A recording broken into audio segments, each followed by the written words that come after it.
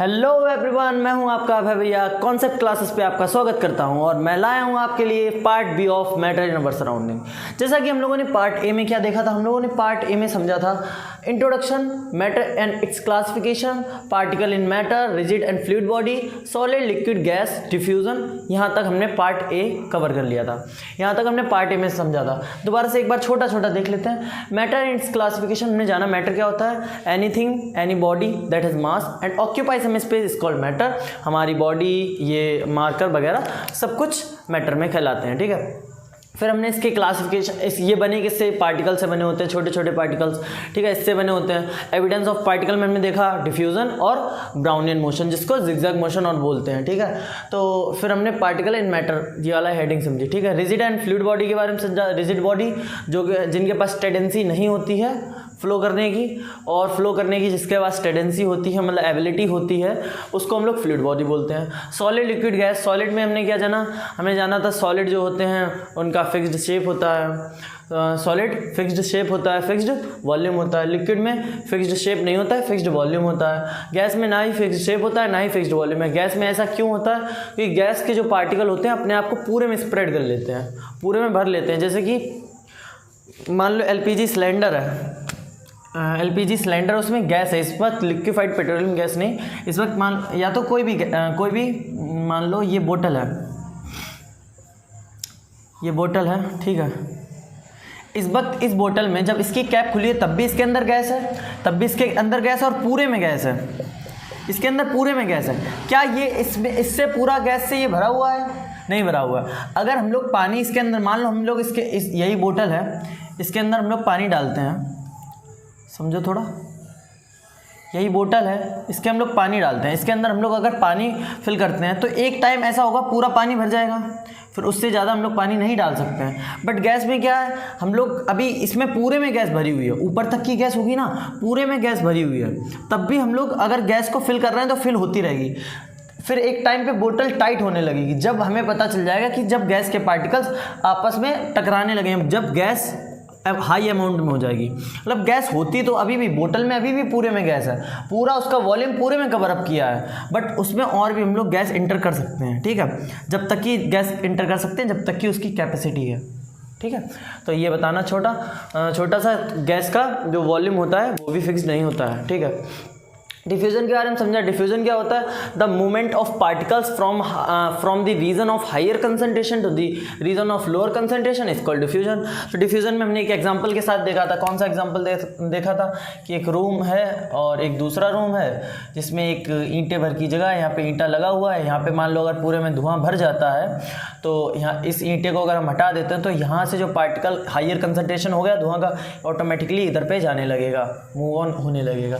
या तो फिर मम्मी ने कढ़ाई में बनाई सब्जी, मम्मी ने कढ़ाई में बनाई कड़ी, और कड़ी की लगी हमें स्मेल, और कड़ी की मम्मी ने जैसे ही थाली हटाई, जैसे ही मम्मी ने थाली हटाई तुरंत ही इधर हायर कंसंट्रेशन इस धुएं का हुआ और वो पूरे में जाने लगा। और जाते जाते तुम यहाँ पे बैठे थे, तुम्हारी नाक तक पहुँचा और तुमने इसको इनहेल जैसे ही किया तुरंत ही तुम समझ में आ गया कि हाँ ये तो कड़ी है, और तुरंत ही तुम मम्मी के भागते गए, मम्मी से कहा कड़ी बनाई है तो चावल और बनाना, कड़ी चावल मुझे परस के दो, ठीक है, तुमने ये बोल दिया, ठीक है। अब यहाँ तक हमने डिफ्यूजन में पढ़ा था। फिर matter change state by two ways. देखो मैटर के हमने देखे 3 स्टेट होते हैं, मैटर के हमने 3 स्टेट देखे। डस्टर को उठा लूँ थोड़ा, रुको, हाँ ये उठा लिया मैंने डस्टर। तो मैटर के हमने देखे,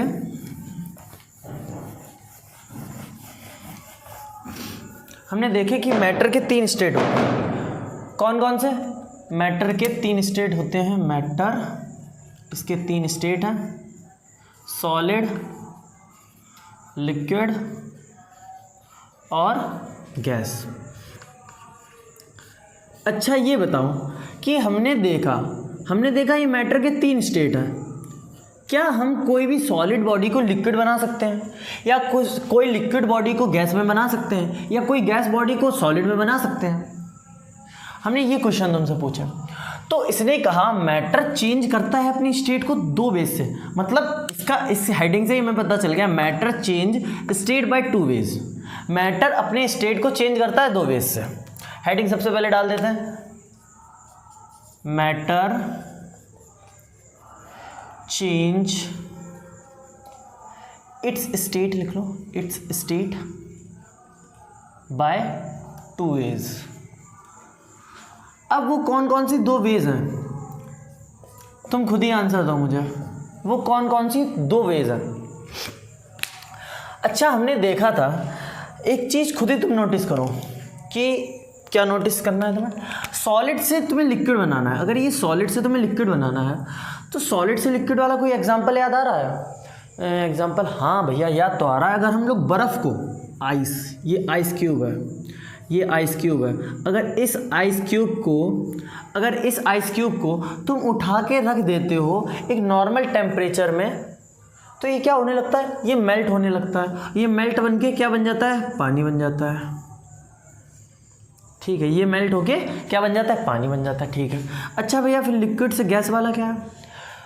तुमने यही पानी लिया, इसी पानी को तुमने गैस के नीचे रख दिया, यही गैस, ये जलने लगी गैस, ठीक है, ये गैस के नीचे रख दिया, तो इसमें देखो ये पानी धीमे धीमे उड़ने लगा ड्रॉपलेट्स में, ये उड़ने लगा ड्रॉपलेट्स में, उड़ने लगा, और ये क्या, भाप में तब्दील हो गया, बदल गया। ठीक है, अब भाप बन गया ये, तो ये भाप बन गया। तुमने देखा कि सॉलिड से लिक्विड भी बना सकते हैं, लिक्विड से गैस भी बना सकते हैं। जब हमने सॉलिड से लिक्विड बनाया तब हमने क्या दिया, पहले ये कितने टेम्परेचर में था, मान लो लगभग ये 0 डिग्री सेल्सियस के अप्रॉक्स में होगा, 0 डिग्री सेल्सियस के अप्रॉक्स में होगा जब ये सॉलिड था। पर जैसे ही मैंने टेम्परेचर दिया तब मैं लगभग नॉर्मल टेम्परेचर पे ले आया, और नॉर्मल टेम्परेचर 34 डिग्री सेल्सियस मान लो। ठीक है, फिर हमने क्या किया, हमने इसे बॉईल करना चालू किया, तब हमने गैस पे रखा 100 डिग्री सेल्सियस मान लो। मतलब at a temperature when we change the temperature, जब हम लोग टेम्परेचर को बदलते हैं, by the temperature, by the given temperature, जो हम लोग टेम्परेचर दे रहे हैं, जो हम लोग टेम्परेचर दे रहे हैं उसकी मदद से हम लोग इसके स्टेट को चेंज कर सकते हैं। जरूर भैया कर सकते हैं। लिक्विड से हम बना सकते हैं किसको, आइस को, मतलब पानी से हम लोग बर्फ़ को बना सकते हैं ना, लिक्विड से हम लोग सॉलिड में बना सकते हैं, लिक्विड से हम लोग सॉलिड बना सकते हैं, गैस को हम लोग लिक्विड बना सकते हैं, मतलब गैस को लिक्विड। हाँ देखो वो कटोरदान अपना देखना जिसमें रोटी रखी होती है, खोलना और देखना यहाँ पे ऊपर पानी पानी सा आ गया होगा। वो पानी पानी सा क्यों आ रहा है बता रहा हूँ, उसका रीज़न बता रहा हूँ।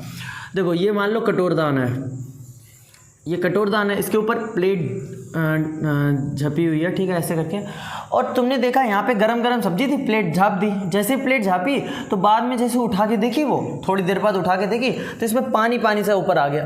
तो ऐसा क्यों हुआ, ये प्लेट गरम थी, इससे निकल रहे थे भाप, इससे क्या निकल रहे थे, भाप, यानी ड्रॉपलेट्स, वाटर ड्रॉपलेट्स, मॉइस्चर बोल सकते हैं। हाँ, मतलब एक ऐसा पानी है जो कि गैस फॉर्म में है, पानी गैस फॉर्म में है, उसको हम लोग भाप बोल रहे हैं। ठीक है, तो ये निकल रही है जो भाप, यानी जो ये क्या गैस बोल दो ना, ठीक है, जो निकल रही है गैस फॉर्म में वाटर, ये कहाँ जा रही है, इसके पास जा रही है, किसके पास, ये प्लेट के पास जा रही है। अब प्लेट का टेम्परेचर कंपैरेटिवली यहाँ पे ठंडा होता जा रहा है, प्लेट का टेम्परेचर क्या, ठंडा होता जा रहा है। प्लेट का जब टेम्परेचर अगर ठंडा है तो यहाँ पे जैसे ये जाएगी, इससे टकराएगी और तुरंत ही क्या हो जाएगा, वहाँ पे पानी हो जाएगा। अब ये एग्जांपल नहीं समझ में आया तो दूसरा एग्जांपल देखो। तुमने फ्रिज से क्या निकाला, तुमने फ्रिज से निकाली बोतल, तुमने क्या निकाला, फ्रिज से निकाल के लाया तुम ये बोतल। अभी बोतल में पानी बहुत ठंडा ठंडा होगा ना, तो तुमने ये उठा के यहाँ पे रख दी, एक नॉर्मल टेम्परेचर में रख दी, गर्मियों के मौसम में नॉर्मल टेम्परेचर पे रख दी। अब तुम्हें पता है हर जगह ये जो एटमॉस्फेयर है, हर जगह पानी मौजूद है, मतलब पानी है हर जगह, यहाँ पे भी पानी के फॉर्म है, यहाँ पे भी पानी, हर जगह पानी है ना। तो ये जो हर जगह पानी है, यही जो हर जगह पानी है, तो ये हर जगह पानी वाला यहाँ पे टकराया, ये हर जगह वाला पानी यहाँ पे टकराया। अब यहाँ पे जैसे ही ये टकराया तुरंत ही यहाँ पे जो टेम्परेचर इसे मिला, ठंडा मिला, तो ये पानी अभी गैस में था, ठंडा टेम्परेचर मिला, गैस में था, ठंडा टेम्परेचर मिला, कुछ 34 डिग्री सेल्सियस के अप्रॉक्स मान लो, या उससे बहुत ही कम, मतलब ठंडा टेम्परेचर मिला, एक अच्छे टेम्परेचर, ठंडे टेम्परेचर में। तुरंत ही ये क्या आ गया, तुरंत ही यहाँ पे क्या आ गए, ये बोतल तो थी, बोतल में ऐसे ड्रॉपलेट्स और आ जाते हैं, तब तुम देखते हो बोतल में। तो एक्चुअली क्या होता है, हमारा जो मॉइस्चर है, हमारा जो एटमॉस्फेयर में मॉइस्चर है, वो मॉइस्चर पानी में बदल जाता है, वो मॉइस्चर पानी में बदल रहा है, ना कि बोतल हमारी लीक कर रही है। जगह जगह पे बोतल पे छोटे छोटे होल्स हैं, वो नहीं, इसकी वजह से नहीं पानी बाहर निकल रहा है, समझ रहे हो। इसका रीज़न क्या है? इसका रीज़न ये है कि जो एटमॉस्फेयर में बवाल है, जो एटमॉस्फेयर में मॉइस्चर है, वो मॉइस्चर इससे टकरा रहा है, इसी वजह से पानी आ रहा है। ठीक है, वाह, मॉइस्चर टकरा रहा है, इसी वजह से पानी आ रहा है। चलो ठीक है भाई। तो ऐसे हमने समझा कि एक टेम्परेचर की मदद से बदल सकते हैं। ठीक है, एक कोई प्रेशर का और एग्जांपल ले लो। दो चीज़ों से हम लोग बदल सकते हैं, एक टेम्परेचर, एक प्रेशर। अब प्रेशर के कंप्रेस्ड नेचुरल गैस का नाम सुना होगा। कंप्रेस्ड नेचुरल गैस, कंप्रेस करके गैस को भरा गया। जब कंप्रेस करके गैस को भरते हैं CNG कंप्रेस्ड नेचुरल गैस, तो ये लिक्विड फॉर्म में भरी जाती है। ठीक है, तो ये हो गया कंप्रेस्ड नेचुरल गैस का एग्जांपल। LPG भी ले सकते हो, ये भी कंप्रेस्ड करके ही भरी जाती है। तो ये जब कंप्रेस्ड करके एक सिलेंडर में फिल की जाती है, तो ये लिक्विड फॉर्म में वहाँ पे होती है, लिक्विफाइड पेट्रोलियम गैस, LPG। ठीक है, तो ये कंप्रेस्ड नेचुरल गैस, यानी कंप्रेस किया गया यानी प्रेशर लगाया गया। फिर प्रेशर क्या होता था? प्रेशर होता था फोर्स अपॉन एरिया, कि फोर्स लग रही है एक पर्टिकुलर एरिया में, फोर्स लगाई जा रही है एक पर्टिकुलर एरिया में। मान लो ये बॉक्स है, ठीक है, और यहाँ पे बहुत ज़्यादा गैस है, LPG गैस है मान लो। अब इसको कंप्रेस कर दिया गया, तो ये लिक्विड फॉर्म में इसके पार्टिकल देखो। गैस के पार्टिकल क्या होते हैं? ऐसे भी देख लो, गैस के पार्टिकल क्या होते हैं? दूर दूर होते हैं। जब गैस के पार्टिकल दूर दूर होते हैं तो वो ऐसे कंप्रेस हुआ, यहाँ पे देख लो कंप्रेस हुआ। ठीक है, यहाँ पे कंप्रेस होके ऐसे आ गया। ठीक है, ये पिस्टन, यहाँ पे इसको पिस्टन बोलते हैं बेसिकली। तो यहाँ पे कंप्रेस होके यहाँ पे आ गया, इसके पार्टिकल पास आ गए, यानी कुछ लिक्विड ऐसा बन गया। देखो पार्टिकल दूर दूर थे, पार्टिकल पास में आ गए, तो लिक्विड ऐसा बन गया। तो ऐसे लिक्विड फॉर्म में आ जाता है। तो दो वेज से हम लोग बदल सकते हैं मैटर के स्टेट्स। तो अब लिखना चालू कर देते हैं। समझ गए होगे अच्छे से? अब लिखना चालू करते हैं। तो ऐसा क्या हो रहा है टेम्परेचर वाले में? प्रेशर वाले में तो चलो हम समझ गए, ठीक है। टेम्परेचर वाले में ऐसा क्या हो रहा है कि जो टेम्परेचर चेंज करने पे ये स्टेट चेंज हो रहा है। तो समझते हैं उस चीज़ को। तो सबसे पहले हेडिंग डाल लो, यहाँ पे ऐसे नहीं, ऐसे डालते हैं temperature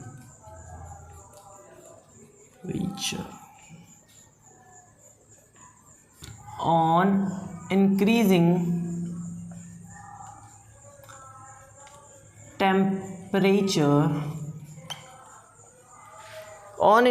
temperature the kinetic energy of,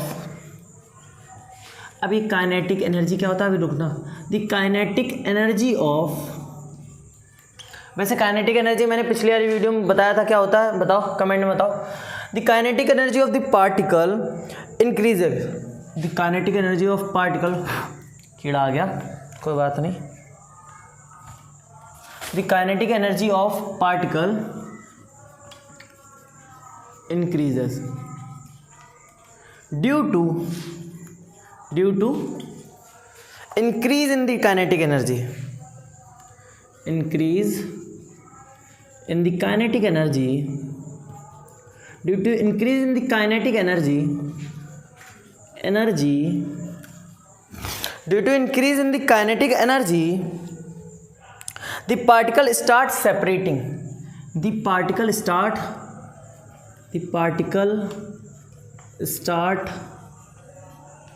separating, the particle start separating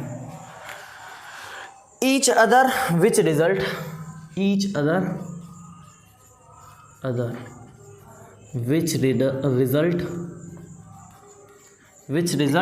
change in state, change in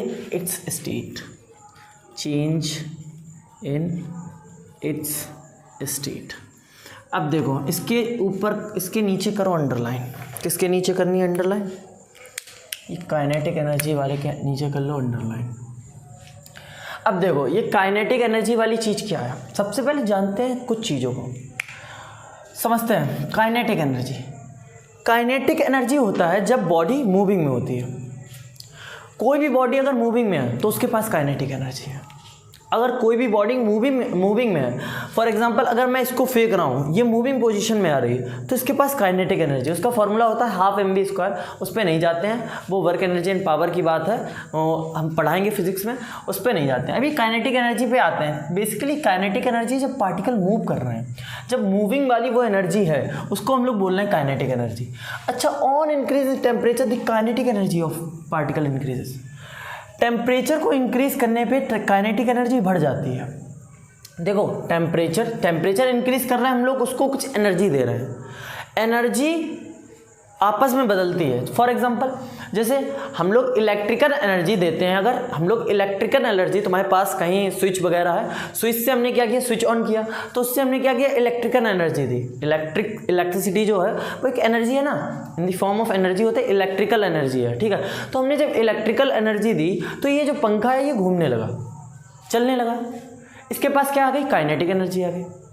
समझ गए, इलेक्ट्रिकल एनर्जी से काइनेटिक एनर्जी इसके पास आ गई, चलने लगा, ठीक है। तो एनर्जी जो होती है आपस में एक दूसरे को बदल जाती हैं। फॉर एग्जांपल जैसे जब टरबाइन रोटेट करती है तो इलेक्ट्रिसिटी बन जाती है, रोटेट यानी काइनेटिक एनर्जी उसके पास, मैकेनिकल भी बोल सकते हैं, काइनेटिक एनर्जी है उसके पास, और काइनेटिक एनर्जी से उसने इलेक्ट्रिकल एनर्जी बना दी। मतलब एनर्जी जो होती है आपस में बदल जाती है। वैसे ही एक हमने टेम्परेचर इंक्रीज कर रहे हैं, डिक्रीज करना है, इसकी एनर्जी में बेसिकली हम लोग चेंजमेंट कर रहे हैं, तो इसकी जो काइनेटिक एनर्जी होती है, वो इंक्रीज हो जाती है। देखो, ऑन इंक्रीजिंग टेम्परेचर, जब हम लोग टेम्परेचर इंक्रीज कर रहे हैं, एनर्जी दे रहे हैं, तो the kinetic energy of the particle increases due to increase in the kinetic energy. उसकी काइनेटिक एनर्जी को इंक्रीज होने की वजह से जो पार्टिकल होते हैं वो सेपरेट होने लगते हैं, और पार्टिकल अगर सेपरेट होने लगेंगे तो which result change in state, ठीक है। तो इसका एग्जाम्पल लिख लो। इसका एग्जाम्पल हम लोग लिख सकते हैं, बॉइलिंग ऑफ वाटर, ठीक है। हमने क्या किया, ऐसे बना लो, अगर बनाना हो तो एक ऐसे इसको फ्लेम दे दी, ठीक है। तो बॉइलिंग ऑफ वाटर वगैरह वगैरह ऐसे एग्जाम्पल लिख सकते हो। वैसे मैंने तुम्हें पढ़ा तो दिया, ये पूरा बता दिया है। तो ये थे कुछ टेम्परेचर के बारे में। अब टेम्परेचर के बारे में थोड़ी और चीज़ समझ लेते हैं। देखो, जब हम लोग टेम्परेचर इंक्रीज़ कर रहे हैं, यानी हीट दे रहे हैं। देखो, जब हम लोग टेम्परेचर इंक्रीज़ कर रहे हैं यानी हीट दे रहे हैं, रुको एक चीज़ मैं देखना चाहता हूँ। हाँ, देखो, जब हम लोग यहाँ पे सॉलिड स्टेट, ये बना लेना नोट्स में, ये लिक्विड स्टेट है, ये गैस स्टेट है। अब हमने क्या किया, हमने दी इसे हीट। जब हम इसे हीट दे रहे हैं, अभी एरो कहीं नहीं लगाते हैं, जब हमने इसको हीट दी, जब हम इसे हीट देंगे तब सॉलिड से लिक्विड हो जाएगा। मैंने हीट दी, आइस को मैंने हीट दी, सॉलिड से लिक्विड हो गया जब हम हीट दे रहे हैं। बट जब हम लोग लिक्विड को कूलिंग दे रहे हैं, टेम्परेचर इसका घटा रहे हैं, टेम्परेचर घटाने पे काइनेटिक एनर्जी जो होती है कम होती है, ठीक है। अब उस चीज़ पे नहीं जाते हैं। ओवरऑल अगर हम लोग इसको कूलिंग दे रहे हैं, बेसिकली हीटिंग दे रहे हैं, यहाँ पे कूलिंग दे रहे हैं। जब इसको कूलिंग हम लोग दे रहे हैं तो ये लिक्विड से सॉलिड बन रहा है, और सॉलिड से लिक्विड कब बन रहा है, जब हम लोग इसको हीटिंग दे रहे हैं। हीट दे रहे हैं तो लिक्विड से गैस बन रहा है, गैस से लिक्विड कब बनेगा, जब हम इसे कूलिंग देंगे, ठीक है। तो ऐसे करके हमने देखा। अब गैस से अगर सॉलिड बनाना हो तो ऑब्वियस सी बात है, क्या देंगे, गैस से अगर हमें सॉलिड बनाना हो तो हम क्या देंगे, बताओ ना, कूलिंग देंगे। हाँ, कूलिंग देंगे भाई, कूलिंग देंगे। गैस से अगर हमें वो सॉलिड बनाना हो तो हम कूलिंग देंगे, और अगर हमें इससे ये बनाना हो तो हीटिंग देंगे। ऊपर लिख लो, हीटिंग देंगे। ये थोड़ा सेपरेट अपने हिसाब से कर लेना, नोट्स बना लेना, ठीक है, समझ के। तो ऐसे करके हमने इसका पूरा डायग्राम बना दिया। ये डायग्राम नोट कर लो कि ऐसे जब किसको क्या दे रहे हैं, हीटिंग दे रहे हैं, कूलिंग दे रहे हैं, तब क्या क्या बन रहा है। ठीक है, इसको नोट कर लो।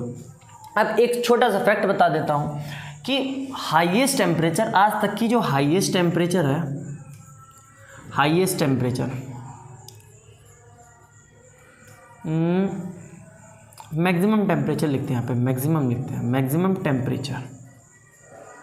यहाँ पे जो मैक्सिमम टेम्परेचर है वो अभी तक डिफाइन है ही नहीं, इनफाइनाइट तक की, क्योंकि हमारे कोर का टेम्परेचर होता है, सूरज की सतह का टेम्परेचर, क्रस्ट का टेम्परेचर होता है, उसकी कोर का टेम्परेचर होता है, मतलब मैक्सिमम टेम्परेचर हम लोगों ने नापा ही नहीं है, इनफाइनाइट तक की बोल दो, अनडिफाइंड है, डिफाइंड नहीं है अभी। ठीक है, अनडिफाइंड है, डिफाइंड, अनडिफाइंड।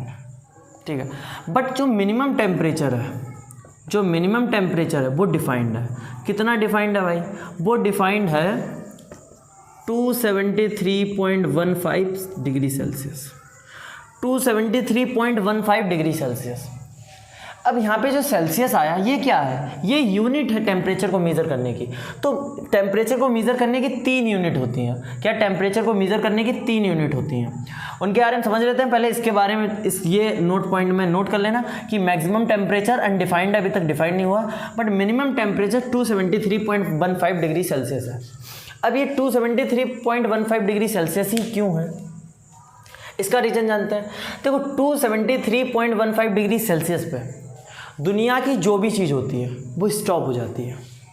क्या हो जाती है? वो रुक जाती है, थम जाती है। उसकी जो काइनेटिक एनर्जी होती है वो ज़ीरो हो जाती है, उसके पास कोई मोशन नहीं होता है। ठीक, मोशन पढ़ चुके हो, उनके पार्टिकल में कोई मोशन नहीं होता है, बिल्कुल अपनी पोजीशन को चेंज नहीं करते हैं। तो इसीलिए मिनिमम टेम्परेचर जो है 273.15 डिग्री सेल्सियस। बस इतना जानो, ज़्यादा नहीं जानते। ठीक है, ज़्यादा जानना भी गलत बात होती है। अब स्केल्स ऑफ टेम्परेचर, वही यूनिट्स बोल सकते हैं। तो scales of temperature, 3 scales of temperature होती हैं, स्केल्स ऑफ टेम्परेचर। तो पहली स्केल हम लोग जानेंगे सेल्सियस, दूसरी केल्विन, तीसरी फ़ारेनहाइट।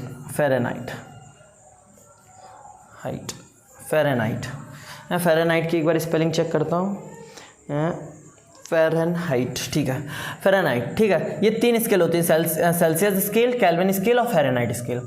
देखो सेल्सियस को डिनोट करते हैं C, डिग्री C से, डिग्री C। केल्विन को डिनोट करते हैं ओनली K से, और फ़ारेनहाइट को डिग्री फ़ारेनहाइट।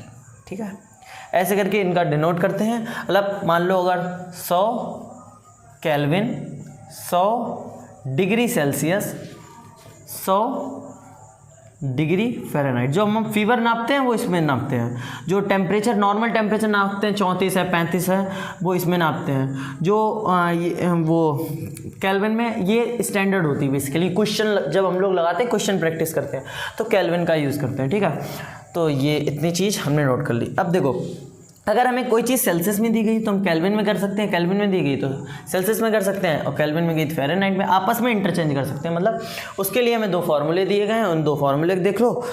तो पहला फार्मूला है कि K = जो होता है वो होता है 273.15 प्लस सेल्सियस, डिग्री सेल्सियस मतलब। ठीक है, अगर हमें सेल्सियस कुछ दिया जाए कि ये 5 सेल्सियस है, तो हम क्या करेंगे 273.15 प्लस 5 केल्विन में आ जाएगा आंसर। ठीक है, अगर मान लो हमें केल्विन दिया जाए कि ये 100 केल्विन है, तो ऐसे ही करके फॉर्मूला में पुट करेंगे, आंसर निकाल लेंगे। ठीक है, कोई दिक्कत नहीं होनी चाहिए। ठीक है, दूसरा हमें फॉर्मूला मिलता है फ़ारेनहाइट वाला। F = होता है 9/5 डिग्री सेल्सियस प्लस 32 डिग्री। अब देखो ये फॉर्मूला हमें मिलता है कि F = 9/5 degree Celsius plus 32 degree. ये हमें फॉर्मूला दूसरा वाला मिल जाता है। ठीक ठीक है। तो ये हमें दो फॉर्मूले मिलते हैं, K equals to 273.15 plus degree Celsius, F equals to 9/5 degree Celsius plus 32 degree. ये हमें दो फॉर्मूले मिलते हैं, नोट कर लो। ये शायद मुझे रेड से लिखने चाहिए थे तो ज़्यादा अच्छा रहता, बट मैं रेड से इस पर स्टार लगा देता हूँ क्योंकि छोटे छोटे क्वेश्चन इससे बनते हैं कि केल्विन को इसमें चेंज करो, फ़ारेनहाइट को इसमें चेंज करो, सेल्सियस को इसमें चेंज करो, वगैरह वगैरह। आपस में इंटरचेंज के क्वेश्चन आ जाते हैं, थोड़े मैथ से और ये लोग खिल जाते हैं, ठीक है। तो मैथ में और आ जाते हैं, बस और कुछ नहीं है। वैसे हम केमिस्ट्री यहाँ पे पढ़ रहे हैं तो हमें थोड़ा अपने माइंड को अच्छे से रखना है। इतना नोट करो, फिर आते हैं किस पे, मेल्टिंग पॉइंट और बॉइलिंग पॉइंट पे। इतना नोट कर लो। अब मेल्टिंग और बॉइलिंग पॉइंट को और जान लेते हैं। तो मेल्टिंग पॉइंट, सबसे पहले मेल्टिंग पॉइंट। अब मेल्टिंग पॉइंट एक पॉइंट मतलब पॉइंट पहले फिजिकल के हिसाब से समझते हैं कि पॉइंट क्या है। मैं यहाँ पे खड़ा हूँ, मेरा ये पॉइंट है, एक ऐसा पॉइंट जिस पे मैं खड़ा हूँ, ठीक है, जिस पे मैं खड़ा हूँ, एक ऐसा पॉइंट, मतलब एक ऐसा पॉइंट जिस पे ये मार्कर है, एक ऐसा पॉइंट। मतलब पॉइंट क्या, एक जगह को बता रही है, एक पॉइंट एक जगह को बता रही है, एक सटीक चीज़ को डिफाइन कर रही है पॉइंट। तो यही जो मेल्टिंग पॉइंट, मेल्टिंग एक ऐसी प्रोसेस है। देखो मेल्टिंग पॉइंट एक ऐसा पॉइंट है। सबसे पहले मेल्टिंग क्या होती है, जानते हो मेल्टिंग होती क्या है? कि आइस क्या होती है, ये मान लो कुछ भी आइस है यार, ठीक है, मान लो ये आइस है, तो ये आइस क्या हुई, ये आइस मेल्ट हो गई, ये आइस मेल्ट हो गई, तो मेल्ट हो गई, ये पानी बनती है ना, आइस मेल्ट हो गई, मेल्ट हो गया पानी बन गया। क्या हो गया भाई, चलो सही है, सब कुछ सही है।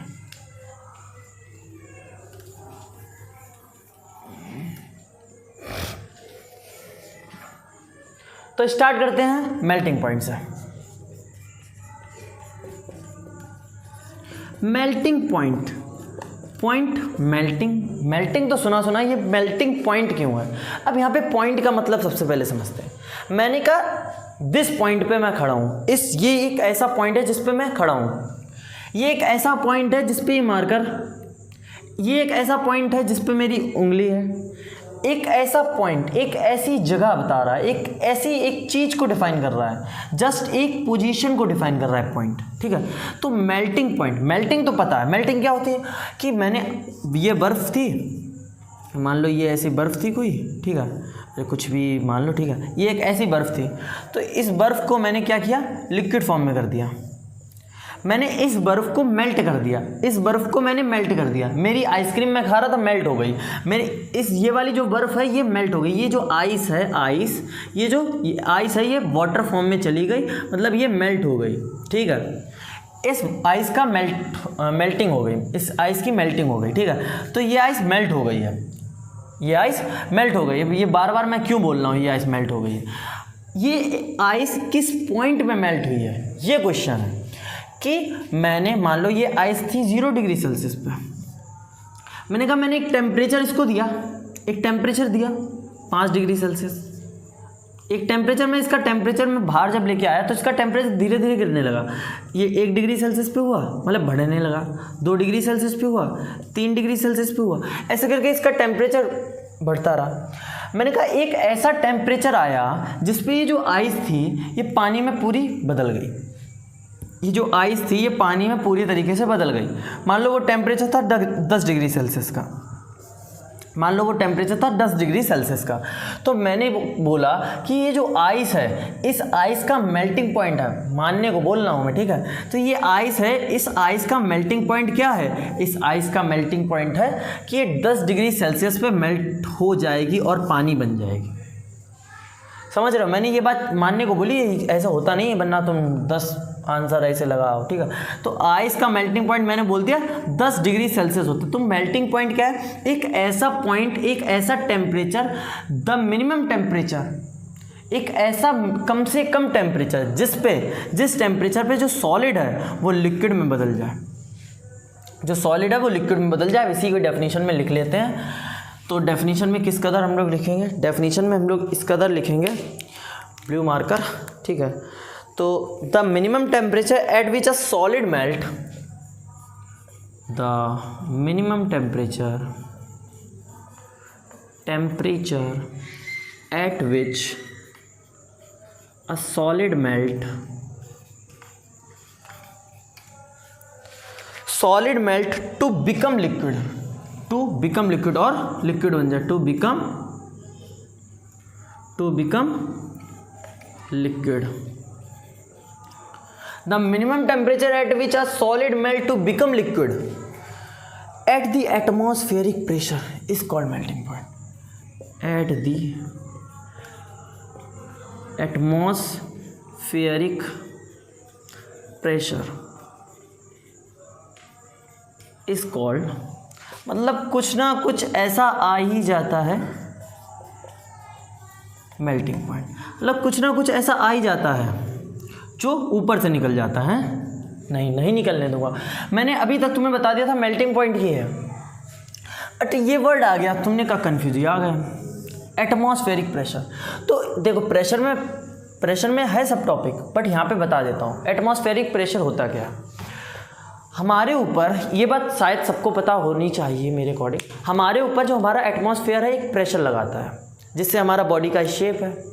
कि सुना होगा तुमने कि अगर स्पेस में जाओ विदाउट स्पेस सूट के, स्पेस में अगर हम लोग जाएंगे तो बस्ट हो जाएंगे, ब्लास्ट हो जाएंगे, ख़त्म, ठीक है। मतलब अगर हम लोग स्पेस में जाते हैं, क्योंकि स्पेस में 0 एटॉमिक प्रेशर है, कोई एटॉमिक प्रेशर नहीं है। जब कोई एटॉमिक प्रेशर नहीं है तो हमारे ऊपर कोई प्रेशर लगाएगा नहीं, और जो अंदर से ब्लड होता है वो हमारी स्किन के ऊपर प्रेशर लगा रहा है,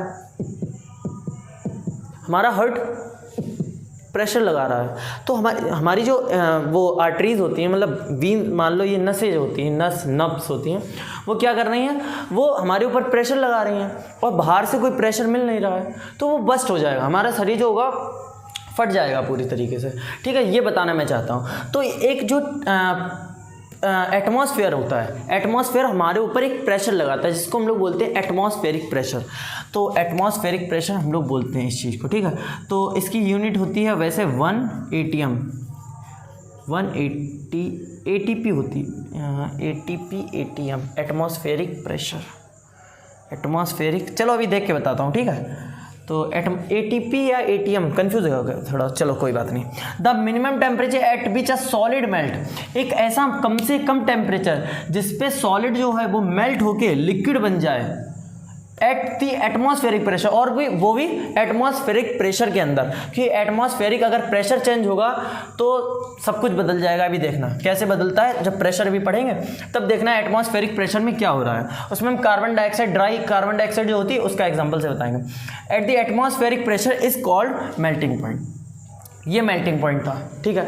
एक ऐसी जगह, एक ऐसा स्टेट जिस पे एक सॉलिड जो है वो मेल्ट होके लिक्विड बन जाए, और एक ऐसा पॉइंट, ठीक है, मिनिमम टेम्परेचर, एक ऐसा मिनिमम टेम्परेचर। अब बॉइलिंग पॉइंट क्या था, देखो अब इसका एक एग्जांपल ले लो, यहाँ पे एग्जांपल लिख देता हूँ मैं, कि जो आइस वाला बहुत हो चुका, तो लिख लो iron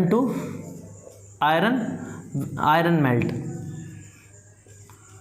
iron melting of iron लिख लेना, ठीक है, मेल्टिंग ऑफ आयरन लिख लेना, ठीक है, कोई दिक्कत नहीं है। तो ये एग्जांपल लिख लिया। आप दूसरा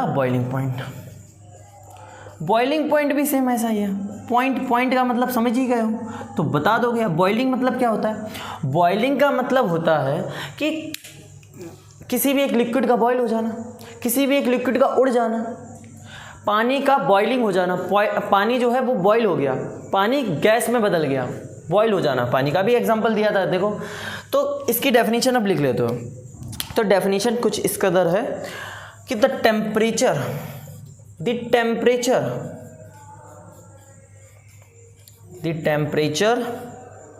at which a liquid,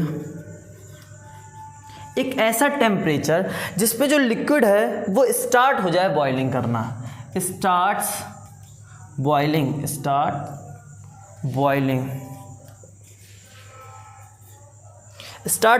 eight the atmospheric pressure, at the atmosphere बवाल करता है, ठीक है, एटमॉस्फेरिक प्रेशर लिख लेना पूरा, ठीक है। क्योंकि हाँ एक चीज़ बताना भूल गया था, मैं बताने जा रहा हूँ कि हमारे OG सीट पता चल चुका होगा वैसे, OG सीट्स आ रही हैं। OG सीट्स क्या है, 1 गो सीट्स, मतलब एक बार में वन गो मतलब एक ही पेज में क्रिप्स नोट्स मिलेंगे, फुल डिटेल्ड वाले अच्छे से अच्छे नोट्स मिलेंगे, बहुत ही अच्छे नोट्स बनेंगे जिसमें वन गो एक ही टाइम पे पूरा चैप्टर समाप्त। ठीक है, वन गो सीट्स मिलेंगी। तो वन गो सीट्स का डिस्क्रिप्शन में लिंक मिल जाएगा। अभी नहीं, अभी मैं बनाऊंगा जाके इसकी सीट्स मिल जाएगी, 1-2 दिन में अपलोड हो जाएंगे, उसके बाद ले लेना। ठीक है, कोई बात नहीं। तो ओजी सीट्स गिवन होंगी। तो ये क्या है, ये तुम्हारे डिटेल नोट्स हैं, वो भी डिटेल्ड ही हैं, but detail notes in the short form. मतलब शॉर्ट फॉर्म का मतलब क्या है कि वहाँ पे टेम्परेचर पूरा नहीं लिखा होगा, TEM लिखा होगा, जिससे डेफिनेशन जो है डेफिनेशन दिक्कत ना करे। और जैसे यहाँ पे लिखा है मैक्सिमम टेम्परेचर अनडिफाइंड है, तो उसमें पूरा नहीं लिखा होगा मैक्सिमम टेम्परेचर, शॉर्टकट में लिखा है और कुछ नहीं, जिससे तुम्हारा पूरा समराइज चैप्टर हो जाए, बहुत ही अच्छे से तुम्हें आ जाए, कुछ भी नहीं छूटा होगा, डिटेल में ही होगा वो भी, बट एक अच्छे क्रिस्प फॉर्म में होगा, एक अच्छी लैंग्वेज में होगा, और कुछ नहीं। ठीक है, तो ओजी सीट्स में मिल जाएंगी, उसकी टेंशन मत करना। एटमॉस्फेरिक प्रेशर, ठीक है, यही था इस कॉल्ड। हाँ, तो इसमें लिख लो is called its boiling point. अब क्वेश्चन आता है एक कि which one of the following is the bulk phenomenon. Question आता है, ज़्यादातर आ जाता है, which of the following is the bulk phenomenon या सोज द बल्क फेनोमेनन। उसमें ऑप्शन होगा melting point, boiling point, evaporation, vaporization वगैरह, ये एग्जाम्पल होंगे। तो उसमें तुम्हें एग्जाम्पल में लगाना है कि बॉइलिंग होता है। अब ये बल्क फेनोमेनन क्या है, बॉइलिंग सोज लिख दो, boiling is a bulk phenomenon, या तो boiling is a bulk phenomenon. अब बल्क फेनोमेनन क्या होता है, देखो बॉइलिंग जो होती है जो बॉइलिंग होती है वो पूरे में होती है, मतलब पूरे में होती है, जिसे समझा नहीं, मतलब जो देखो ये जो वेपराइजेशन होती है, मतलब इवापोरेशन जो होती है, वो सरफेस फेनोमेनन होता है। वो क्या होती है, अभी इवापोरेशन आगे पढ़ेंगे, देखो डिटेल में पढ़ेंगे। इवापोरेशन एक सरफेस फेनोमेनन होता है, जो कि ऊपर की सरफेस पे होता है, उतना पानी उड़ जाता है, और फिर वापस जो सरफेस आती है उतना पानी उड़ जाता है, उसको बोलते हैं सरफेस फेनोमेनन। तो इवापोरेशन एक सरफेस फेनोमेनन होता है, बट जो ये बॉइलिंग है वो एक बल्क फेनोमेनन होता है, कि यहाँ पे भी पानी की काइनेटिक एनर्जी में डिफरेंस आ रहा है, जिससे पार्टिकल सेपरेट हो रहे हैं, यहाँ पे भी, मतलब हर जगह, ऊपर भी, सरफेस पे भी, नीचे अंदर भी, हर जगह पे काइनेटिक एनर्जी पार्टिकल को सेपरेट कर रही है। देखो क्या लिखा था, on increasing temperature the kinetic energy of the particle increases, increasing in the kinetic energy the particle start separating each other which result change in states. तो ऐसे करके हमने देखा, मतलब यानी सेपरेट कैसे हुआ, सेपरेट होने का कारण यहाँ पे काइनेटिक एनर्जी थी, और यहाँ पे काइनेटिक एनर्जी हर जगह की ही बढ़ रही है, तो इसको हम लोग बल्क फेनोमेनन, पूरे में बल्क में हो रहा है, ठीक है, बल्क फेनोमेनन बोल देते हैं। तो हमने कितना पढ़ लिया, मेल्टिंग पॉइंट, बॉइलिंग पॉइंट तक खत्म कर लिया। बाय प्रेशर देखेंगे, एटमॉस्फेरिक प्रेशर के बारे में थोड़ा जानेंगे, मतलब जान तो लिया ही एटमॉस्फेरिक प्रेशर के बारे में, और कुछ जानने की जरूरत है ही नहीं उसमें, ठीक है, इतना ही है। तो उसके कुछ एग्जाम्पल बस देखेंगे, बाय प्रेशर देखेंगे, एग्जाम्पल देखेंगे, फिर इंटर कन्वर्जन ऑफ स्टेट देख लें, इतना नोट कर लो सबसे पहले, फिर देखें आगे बढ़े। आप प्रेशर को समझते हैं, तो प्रेशर, अब प्रेशर मैंने बताया था तुम्हें, प्रेशर क्या था, मैंने बताया था प्रेशर से क्या होता है, बता तो चुका हूँ, दोबारा एक बार बता देता हूँ। प्रेशर से क्या होता है, सबसे पहले एक चीज़ करो, यहाँ पे डायग्राम ही बना लो, ठीक है। प्रेशर से क्या है, मान लो यहाँ पे जो है, यहाँ पे क्या बवाल चल रहा है, यहाँ पे देखो, इसको बोलते हैं पिस्टन, हम लोग बोलते हैं, बेसिकली इसका नाम हम जानने की ज़रूरत नहीं थी, तो मैं बताना चाहता हूँ। यहाँ पे मान लो ये गैस के पार्टिकल्स हैं, गैस के पार्टिकल्स को तो इतनी दूर होते हैं, मैंने इसको, इस पर प्रेशर, अप्लाइंग प्रेशर किया, अप्लाई जब प्रेशर किया तो इसका कुछ क्या हाल हुआ, इसका कुछ ऐसा हाल हुआ कि ये नीचे आया होगा, ठीक है, ये नीचे आया तो इसके पार्टिकल्स क्या हुए, पास आ गए, इसके पार्टिकल पास आ गए, और इसके पार्टिकल्स किसके पास, पार्टिकल सबसे दूर होते हैं गैस के, उससे पास लिक्विड के होते हैं। तो बेसिकली ये जो गैस से ये जो लिक्विड बन गया, ये किससे, प्रेशर से अप्लाइड करने से बन गया। तो प्रेशर ने क्या किया कि उसके पार्टिकल्स को पास ले आया। तो हम लोग लिख सकते हैं by applying pressure particles becomes close to each other. By, अपनी तरफ से लिख रहा हूँ, by applying pressure particle become close to each other. That's why change in that's why yeah, this is the cause of change in its state. That's why change in its state लिख सकते हैं ना, change in its states. ठीक है, ये पहला point मैंने लिख लिया। इसका एग्जांपल लिखो। एग्जांपल बता चुका हूँ, LPG liquefied petroleum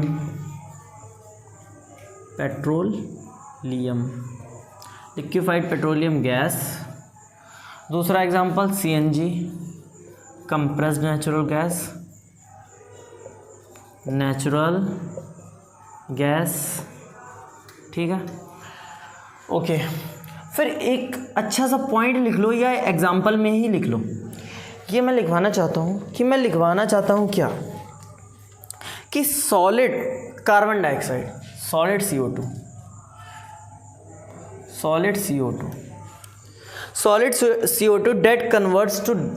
that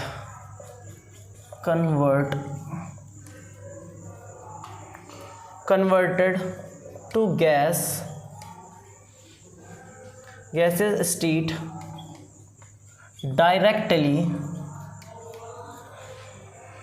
to decreasing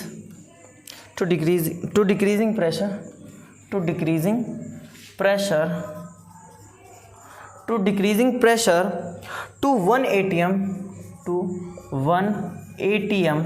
था एटमॉस्फेरिक प्रेशर, वही एटमॉस्फेरिक प्रेशर वाला। ठीक है, atmospheric pressure without coming in liquid state, without coming in liquid state. अच्छा, इसने ऐसा क्या किया? इसने क्या किया कि सॉलिड CO2 मतलब ड्राई आइस, जो ड्राई आइस है, solid CO2 dry ice bracket में लिख लेना, solid CO2 that converts to gas state directly. Solid जो कार्बन डाइऑक्साइड होती है, जो ड्राई आइस होती है, वो डायरेक्टली गैसेस फॉर्म में आ रही है, without coming in liquid state. कैसे आ रही है वो? इस कदर आ रही है। कैसे आ रही है वो? मान लो कि ये सॉलिड कार्बन डाइऑक्साइड है, इसके ऊपर लगातार जो एटमॉस्फेयर है वो प्रेशर लगा रहा है 1 atm का प्रेशर वो लगा रहा है। अब इसने क्या किया? इसने 1 atm से अपना जो वो एटमॉस्फेरिक प्रेशर है उसको रिड्यूस कर दिया। कैसे कर दिया उसका जवाब मत पूछना। तो उसको उसने रिड्यूस कर दिया। क्या कर दिया? उसने उस प्रेशर को रिड्यूस कर दिया। और प्रेशर को रिड्यूस किया मतलब प्रेशर को रिड्यूस करना, यानी मैंने कहा कि इस प्रेशर को, यहाँ पे जो प्रेशर लगा है इनमें प्रेशर को रिड्यूस कर दो। मान लो फॉर एग्जांपल एक बैलून था, बैलून में मैंने ऐसे करके प्रेशर लगाया तो हमारे जो ये फिंगर्स थे वो अंदर इसके जाने लगी। मैंने इसके प्रेशर को हटा दिया तो बैलून दोबारा से फूलने लगा। तो वैसे ही इसके अंदर जब प्रेशर लगा था तो ये एक पर्टिकुलर शेप में था, एक अच्छी से शेप में था। पर मैं अगर इसको छोड़ दूंगा, इस ड्राई आइस को छोड़ दूंगा तो ये तुरंत ही गैसेस फॉर्म में आ जाती है। तो सॉलिड स्टेट से डायरेक्टली गैसेस स्टेट में आ जाती है बिकॉज ऑफ क्योंकि ये अपने प्रेशर को 1 atm से कम कर लेती है, डिक्रीज कर लेती है 1 atm से। ठीक है, ये ड्राई आइस वाला बात थी। तो इतना नोट कर लो, ये पूरी प्रेशर के ऊपर कहानी थी। तो इतना नोट करो, कुछ भूला तो नहीं भूला हूँ। एटमॉस्फेरिक प्रेशर वगैरह सब कुछ जान चुके हो, कुछ बताने की ज़रूरत नहीं, इतना नोट करो। सो आते हैं अपने अगले topic, inter conversion of state. तो हेडिंग डाल लो भाई, इंटर कन्वर्जन ऑफ स्टेट, कि जब स्टेट में इंटर कन्वर्जन हो रहा है तो हमने उसके कुछ नाम रख दिए जिससे हमें बोल सकें अच्छे से, ठीक है। तो इंटर कन्वर्जन ऑफ स्टेट में हम लोग ऐसा ही कुछ देखेंगे। सबसे पहले इसकी चार्ट बना लेता हूँ, तो चार्ट बनाने स्टार्ट करते हैं, ठीक है।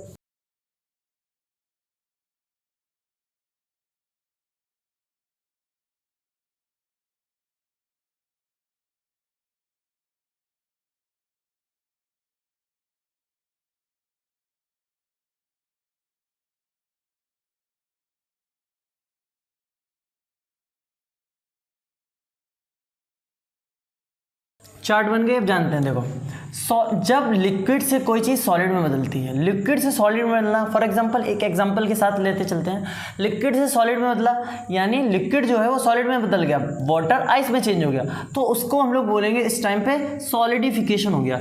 सॉलिडिफिकेशन या फ्रीजिंग भी बोल सकते हैं। फ्रीजिंग हो गई या सॉलिडिफिकेशन हो गया। जब सॉलिड से कोई चीज़ लिक्विड में आएगी, मतलब सॉलिड से कोई चीज़ लिक्विड में आ गई, आइस जो है वो वाटर में आ गई, या फिर वो आयरन है, आयरन की एक नेल, वो आयरन की मेल्टिंग हो गई, तो उस कंडीशन में हम बोलोगे इसका फ्यूज़न हो गया है। फ्यूज़न बोल सकते हैं, मेल्टिंग भी बोल सकते हैं, ठीक है। तो सॉलिडिफिकेशन मेल्टिंग समझ गए हो, या फ्यूज़न समझ गए हो। फिर जब लिक्विड जब गैस में बदल जाएगा, जब लिक्विड गैस में बदल जाएगा तो उस प्रोसेस को हम लोग बोलेंगे वेपराइजेशन, कि जो लिक्विड है वो वेपर्स में तब्दील हो गया, वेपर्स में बदल गया, उस कंडीशन को हम लोग बोलेंगे वेपराइजेशन, उस प्रोसेस को हम लोग बोलेंगे वेपराइजेशन।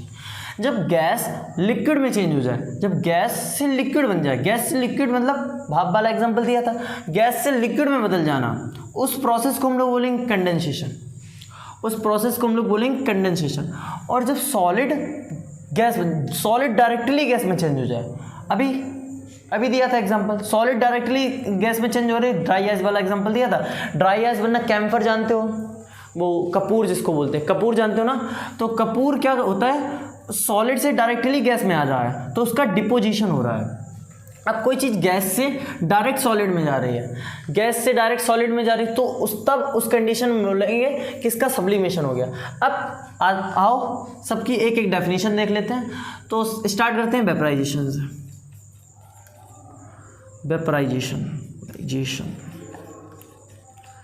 वेपराइजेशन तो वेपराइजेशन क्या है कि the conversion of liquid state, the conversion of liquid state to gas state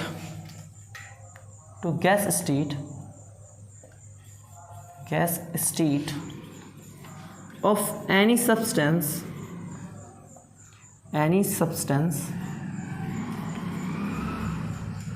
is called vaporisation. Any doubt कि वेपराइजेशन क्या एक ऐसी प्रोसेस होती है कि जब लिक्विड स्टेट गैस स्टेट में चला जाए, लिक्विड स्टेट गैस स्टेट में चला जाए। इस टेबल को याद रख लो, अपने आप ही लिख दोगे। The conversion of liquid state to gas state of any substance is called vaporisation. एक ही समझ गए, अब सबको लिख लोगे। देखो द कन्वर्जन ऑफ, अब इसके लिए क्या लिखोगे, मान लो लिक्विड से सॉलिड के लिए क्या लिखोगे, द कन्वर्जन ऑफ लिक्विड से solid, the conversion of liquid state to solid state of any substance is called, क्या थी, सॉलिडिफिकेशन। डिपोजिशन के लिए क्या लिखोगे, the conversion of solid state to gas state of any substance is called deposition. ऐसे करके सारी डेफिनेशन लिख लेना। मैं क्या करूँगा, सारी डेफिनेशन नहीं लिखता हूँ, ये तुम्हारा होमवर्क है। मैं सबके एक एक एग्जाम्पल दे देता हूँ। तो एग्जाम्पल, इसका एग्जाम्पल क्या है, वाटर टू स्टीम होता है, वाटर टू स्टीम। स्टीम मतलब भाप में बदल जाना, ठीक है, स्टीम, ठीक है, वाटर टू स्टीम पहला एग्जांपल। दूसरा एग्जांपल किसके लिए, दूसरा एग्जांपल कंडेंसेशन के लिए, ठीक। तो कंडेंसेशन के लिए क्या है, कंडेंसेशन के लिए क्या है, कंडेंसेशन के लिए है स्टीम टू वाटर, कोई दिक्कत, स्टीम टू वाटर। फिर किसके लिए, सॉलिडिफिकेशन के लिए,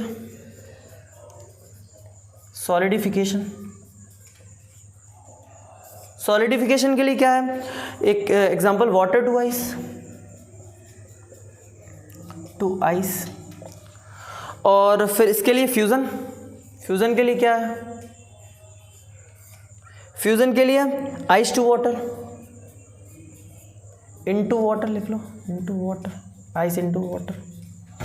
फिर कौन कौन से होगा, फिर हाँ सब्लिमेशन आ गया। सब्लिमेशन के लिए क्या है, सब्लिमेशन के लिए camphor into camphor vapours, sublimation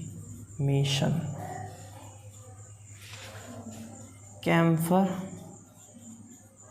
into camphor vapours. फिर लास्ट क्या है, डिपोजिशन। इसमें किस डिपोजिशन में क्या है, डिपोजिशन इसमें क्या, इसमें बोल सकते हैं हाँ CO2, कार्बन डाइऑक्साइड जो होती है, carbon dioxide to dry ice, कि कार्बन डाइऑक्साइड से ड्राई आइस जब बनती है तो क्या किया जाता है, इसको एक ऐसा मिनिमम प्रेशर दिया जाता है, प्रेशर मान लो ठीक, इसको एक ऐसा मिनिमम प्रेशर दिया जाता है जिससे क्या है एटमॉस्फेरिक प्रेशर तक की या एटमॉस्फेरिक प्रेशर से ज़्यादा हो जाता है, तो कार्बन डाइऑक्साइड से ड्राई आइस बन जाती है without changing in liquid state, without coming in liquid state. Direct deposition क्या, CO2 से डायरेक्ट ड्राई आइस बन रही है। तो इतना हमने सब कुछ देख लिया है। अब देखो बहुत ही इंटरेस्टिंग टॉपिक स्टार्ट होने वाला। पहले एक प्रेशर में एक चीज़ मैं बताना भूल गया था, मतलब एक एग्जांपल बताना भूल गया था कि जो हमारा डायमंड होता है, डायमंड कुछ मैं ऐसा बना देता हूँ बहुत ही गंदा, पर ये बहुत ही प्यारा होता होगा ना, तो ये कुछ ऐसा बना देता हूँ, ठीक है।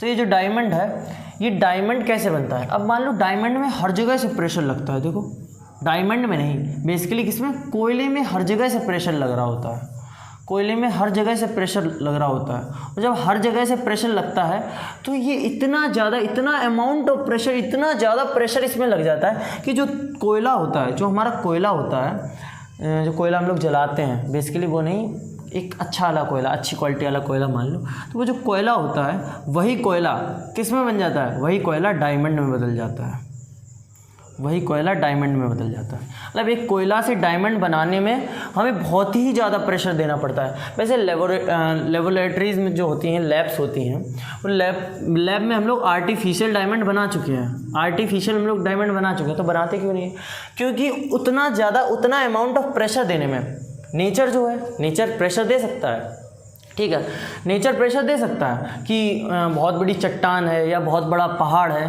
पहाड़ से पूरा प्रेशर लग रहा है कोयले की खदान के ऊपर, तो उससे डायमंड बदल रहा है, ठीक है, डायमंड बन रहा है। बट आर्टिफिशियली हमें इतना ज़्यादा प्रेशर देने में इतना ज़्यादा खर्चा ही आ गया कि वो डायमंड बनाने से, डायमंड निकालने से ज़्यादा खर्चा आ गया। तो वैसे नेचर वाला डायमंड हमें सस्ता पड़ता है और ये वाला तो हमें बहुत ही महंगा पड़ा, इसीलिए हम लोग आर्टिफिशियल नहीं बनाते, क्योंकि प्रेशर ही इतना ज़्यादा हमको बनाना पड़ रहा है, ठीक है, जिससे और ज़्यादा खर्चा आ रहा है। तो इंटर कन्वर्जन ऑफ स्टेट में इतना था। ये डेफिनेशन अपने आप से लिख लेना, होमवर्क है तुम्हारा। कैसे कि डालोगे कंडेंसेशन, ऐसे ही नीचे कंडेंसेशन में क्या करोगे, सबसे पहले लिखोगे the conversion of gas state to liquid state of any substance is called condensation. Example लिखोगे स्टीम टू वाटर, ठीक है। फिर ऐसे ही सॉलिडिफिकेशन, ऐसे ही फ्यूजन, ऐसे ही सब्लिमेशन, ऐसे ही डिपोजिशन का पूरा लिखोगे, ठीक है। फिर लिखने के बाद फिर हम लोग अब लेटेंट हीट पे आते हैं। Latent heat, latent heat, latent heat. तो लेटेंट, द वर्ड लेटेंट, ये जो लेटेंट वर्ड है इसका मतलब होता है हिडन, छुपा हुआ, hidden, hide. The word latent means the hidden, मतलब इसका मतलब क्या होता है, लेटेंट का मतलब होता है हिडन, छुपी हुई हीट।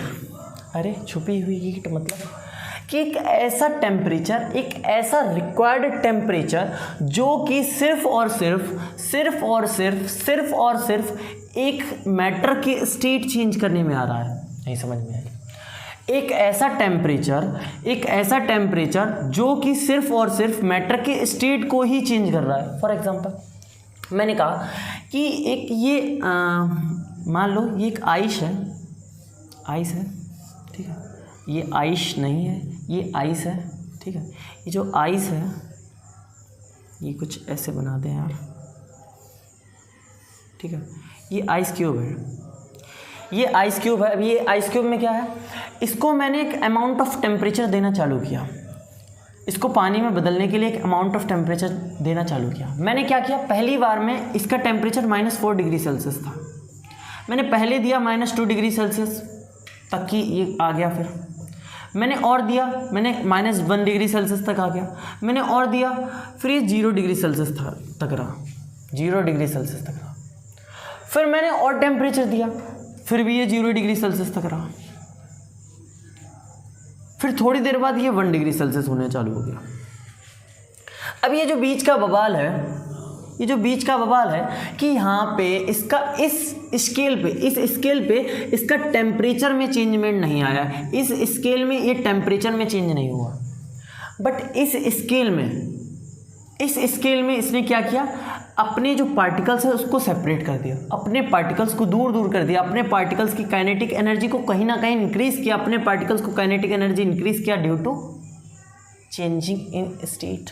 तो ये स्टेट में चेंज हो गया, एक ऐसी अमाउंट, एक ऐसी रिक्वायर्ड टेम्परेचर, एक ऐसा रिक्वायर्ड टेम्परेचर जो कि सिर्फ और सिर्फ किसके लिए यूज़ आ रहा है, उसके स्टेट को चेंज करने के लिए यूज़ आ रहा है, उसको हम लोग बोलते हैं लेटेंट हीट। समझ गए? नहीं समझे? दोबारा, एक ऐसा टेम्परेचर, एक ऐसी हीट जो कि सिर्फ और सिर्फ उसके टेम्परेचर को चेंज करने में यूज़ आ रहा है, उसको हम लोग बोल रहे हैं लेटेंट हीट। वहाँ पे कहीं टेम्परेचर में हमें बढ़ता हुआ नहीं दिख रहा है, हमें 0 डिग्री सेल्सियस से 0 डिग्री सेल्सियस दिख रहा है उस कुछ अमाउंट ऑफ कुछ टाइम के लिए, वो टाइम के लिए, जबकि हम टेम्परेचर लगातार इंक्रीज़ कर रहे हैं, पर ऐसा क्यों हो रहा है? ऐसा इसलिए हो रहा है क्योंकि वो टेम्परेचर क्या कर रहा है, वो टेम्परेचर जो पार्टिकल है उनकी काइनेटिक एनर्जी को बढ़ाने में चला गया। वो टेम्परेचर, वो जो हमने एनर्जी दी, टेम्परेचर एनर्जी है ना, वो जो हमने एनर्जी दी वो क्या इस पार्टिकल्स की काइनेटिक एनर्जी को बढ़ाने में चला गया, काइनेटिक एनर्जी बढ़ाने में चला गया, इनके मतलब इनकी जो पार्टिकल्स हैं उनको सेपरेट करने में चला गया, जिससे ये पानी में बदल जाए। तो ये थी लेटेंट हीट, एक छुपी हुई हीट, लेटेंट हीट, छुपी हुई हीट जिसने टेम्परेचर को बदलते हुए तो नहीं दिखाया, जिसने हमें स्केल्स पे तो नहीं दिखाया, डिग्री सेल्सियस में, केल्विन में या फ़ारेनहाइट में इसने नहीं दिखाया हमें, बट इसने काम अपना कर दिया। क्या काम कर दिया? इसने स्टेट को चेंज कर दिया। तो ये थी लेटेंट हीट। लिख लेते हैं डेफिनेशन से। तो डेफिनेशन क्या बोलती है? The heat energy required to change the state of a substance, the heat energy required to change the state of a substance, the heat energy required to change the state of a substance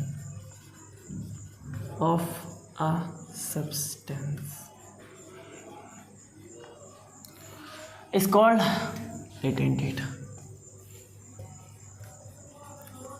latent heat, दो latent heat के भी दो type होते हैं, एक होती है latent heat of fusion, एक होती है latent heat of vaporization. Type of latent heat में आती है दो टाइप, एक आते हैं latent heat of fusion, latent heat of fusion, sorry, एक आती है लेटेंट हीट ऑफ फ्यूज़न, एक आती है लेटेंट हीट ऑफ वेपराइजेशन। दोनों नाम सुने सुने लग रहा है। फ्यूज़न में क्या देखा था कि जब जो लिक्विड है, नहीं, जब जो सॉलिड है, सॉलिड लिक्विड में आ जाए, मतलब यानी ये वाला एग्जांपल आइस और वाटर से हम लोग रिलेट कर सकते हैं। वेपराइजेशन, वाटर टू स्टीम, देख लो, ठीक है। तो ये हमने देखा था कि लेटेंट हीट ऑफ फ्यूज़न मतलब एक सॉलिड से जब लिक्विड में कोई चीज़ जा रही है उसमें लेटेंट हीट क्या लग रही है, तो उसमें जो लेटेंट हीट की वैल्यू होती है, latent heat of fusions to convert from, इसे पूरा लिख लेना, latent heat of fusion to convert from solid to liquid, obvious सी बात है, लिक्विड नाम ही से समझ गए होगे, अगर होशियार हो गए थोड़े बहुत हो गए, मुझे पता है। लिक्विड फॉर आइस, ये आइस के लिए दे रहा है, latent heat of fusions to convert from solid to liquid for ice के लिए क्या है, इसकी वैल्यू दी गई है हमें, गिवन एक वैल्यू दे दी गई है। तो value of latent heat for ice के लिए यहाँ पे दी गई है, वैल्यू ऑफ लेटेंट हीट क्या दी गई है, value of latent heat of fusion दी गई है हमें, किसके लिए, आइस के लिए क्या दी गई है, 3.34 इंटू 10⁵ जूल पर kg। अब देखो ये हमें क्या दी गई है, ये हमें वैल्यू दी गई है। तो पहले दोनों डेफिनेशन लिख लेते हैं, latent heat of fusion, latent heat of vaporization. Latent heat of vaporization में वैसे लिखेंगे to convert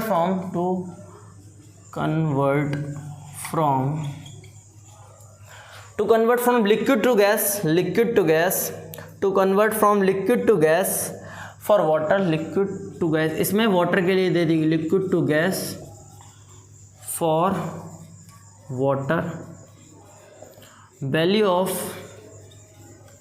latent heat of vaporization is what, fusion is कितनी होती है 2.25 इंटू 10⁶ जूल पर kg।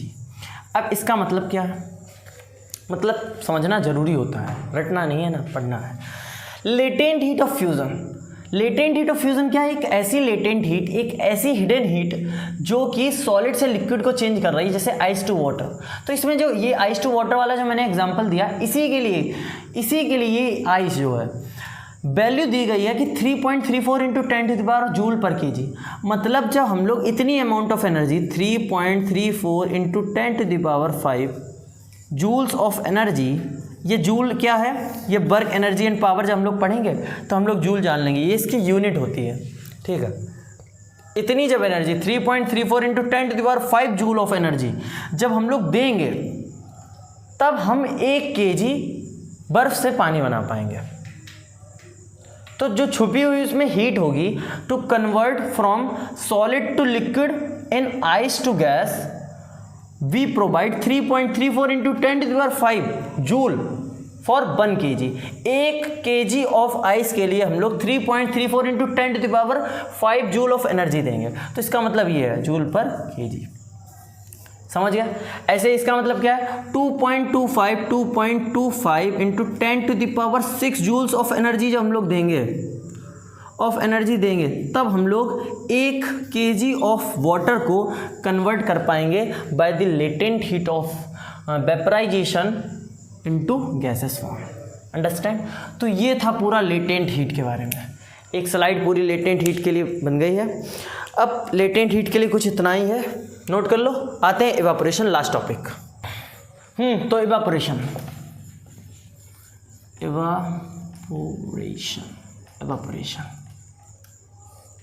भाई, इवापोरेशन देखो, इवापोरेशन क्या होता है।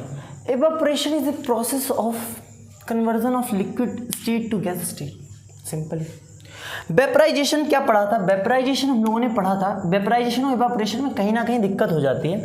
तो वेपराइजेशन हमने पढ़ा था कि जब लिक्विड से हम लोग गैस को चेंज कर देते तो हम लोग बोलते थे वेपराइजेशन। इवापोरेशन भी वही होता है, बट सम कंडीशन। इवापोरेशन एक सरफेस फेनोमेनन और एक नेचुरल प्रोसेस होती है, एक नेचुरल प्रोसेस और एक सरफेस फेनोमेनन होती है। मतलब देखो, जब हम लोग बारिश में कपड़े सुखाने डालते हैं, जब हम लोग कपड़ों को सुखाने डालते हैं तो क्या होता है, कपड़े गीले कपड़े डालते हैं, सूखे कपड़े मिलते हैं धूप में, ठीक है। और जब हम लोग सरफेस पे पानी डाल देते हैं तो ऑटोमेटिकली पानी उड़ जाता है, ठीक है। अच्छा, वाटर का होता है बॉइलिंग पॉइंट, वाटर का बॉइलिंग पॉइंट होता है, पता होगा बॉइलिंग पॉइंट वाटर का कितना होता है, 100 डिग्री सेल्सियस। मतलब 100 डिग्री सेल्सियस, जब 100 डिग्री सेल्सियस टेम्परेचर आ जाता है, जब 100 डिग्री सेल्सियस टेम्परेचर आ जाता है, तब पानी क्या होता है, तब वाटर, यहाँ पे मान लो वाटर था, तब वाटर क्या होता है, वेपर फॉर्म में जाना स्टार्ट कर देता है। बॉइलिंग पॉइंट पे हमने पढ़ा था अभी थोड़ी देर पहले। बॉइलिंग पॉइंट क्या था, एक ऐसा पॉइंट जब लिक्विड गैसेस फॉर्म में बदल जाए, यानी जब पानी वेपर्स में, स्टीम में बदल जाए, ठीक है। पर इवापोरेशन में क्या होता है, इवापोरेशन में बिना बॉइलिंग पॉइंट पे आए हुए, पहले समझो कि बॉइलिंग पॉइंट 100 डिग्री सेल्सियस है, मतलब पानी तभी वेपर्स में बदलना चाहिए जब 100 डिग्री सेल्सियस हो जाए। अच्छा, जब हम लोग यहाँ पे मान लो मैं आया हूँ, नहा के आया हूँ मैं अभी, ठीक है। मैं आया हूँ, मैं थोड़ी देर बाद ऑटोमेटिक मैंने देखा कि वाटर वेपर्स उड़ गए, मेरे स्टीम में बदल गया, जो पानी था वो स्टीम में बदल गया। मैं कैसे सूख कैसे गया? मेरे ऊपर क्या 100 डिग्री सेल्सियस ऑफ टेम्परेचर आया है? 100 डिग्री सेल्सियस ऑफ टेम्परेचर तो मैं झेल भी नहीं पाऊंगा, टपक जाऊंगा मैं, मतलब मर जाऊंगा मैं। ठीक है, तो 100 डिग्री ऑफ सेल्सियस टेम्परेचर भी नहीं आया, मतलब बॉइलिंग पॉइंट को रीच भी नहीं किया है, और पानी स्टीम में बदल भी गया है। तो दिस प्रोसेस को हम लोग बोलते हैं एवापोरेशन। ठीक है, तो एवापोरेशन क्या है? एक नेचुरल प्रोसेस होती है, एक सरफेस फेनोमेनन होती है, जिसमें क्या होता है कि बॉइलिंग पॉइंट को बिना रीच करे जो वाटर होता है वो स्टीम में बदल जाता है। ठीक है, ये हमने कुछ थोड़ी बातें जानी इवेपोरेशन के बारे में। डस्टर को उठाते हैं और लिखना थोड़ा चालू कर देते हैं। तो सबसे पहली बात हम लोग लिखते हैं,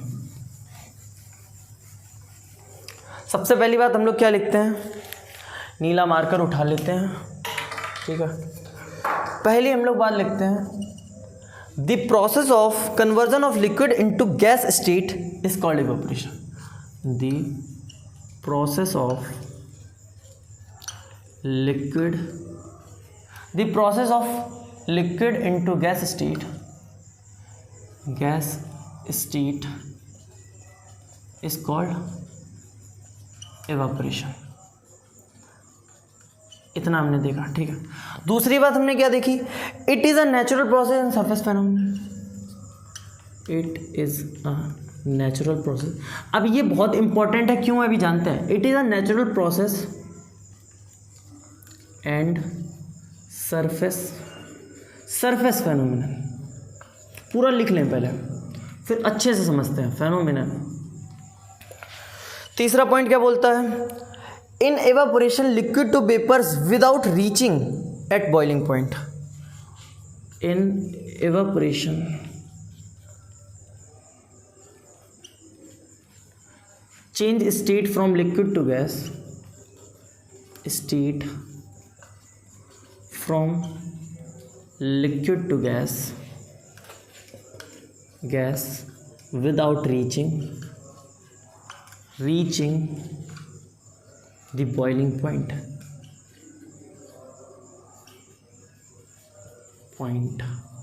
ठीक है, इसके बाद हम लोग लिखते हैं एग्जाम्पल वगैरह।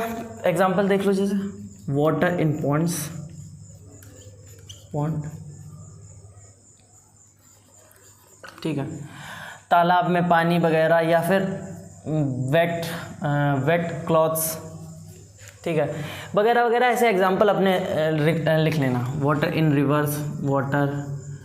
रिवर्स, रिवर सूखी क्यों पड़ जाती हैं, उसका पानी कहाँ चला गया, ETC वगैरह ऐसे ऐसे करके एग्जांपल लिख लेना। अब मैं बताना क्या चाहता हूँ, मैं बताना चाहता हूँ इवापोरेशन हो क्या रहा है। इवापोरेशन में ऐसा क्या बवाल हो रहा है जो without reaching the boiling point, इसके जो वाटर वेपर्स हैं, इसके जो वाटर है, मतलब ये वेपर्स में, ये स्टीम में बदल जा रहा है। ऐसा क्या हो रहा है?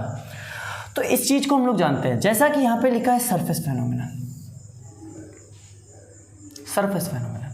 कि मान लो ये जो पानी है, ठीक है, ये पानी है कुछ इतनी विड्थ का, मतलब बहुत, मान लो बहुत ज़्यादा पानी है। ठीक है, इतना सारा पानी है। ठीक है, अब क्या है, एवापोरेशन एक नेचुरल प्रोसेस है, जैसा कि पता है।